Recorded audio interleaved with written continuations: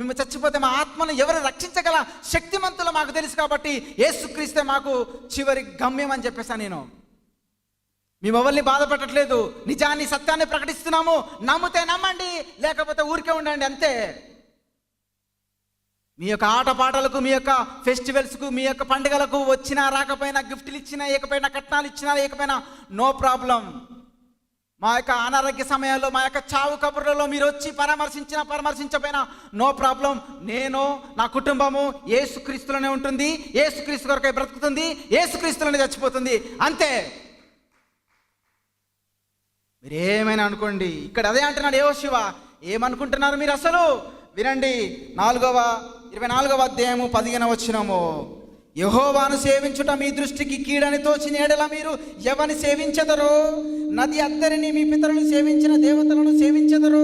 అమోరీల దేశమున మీరు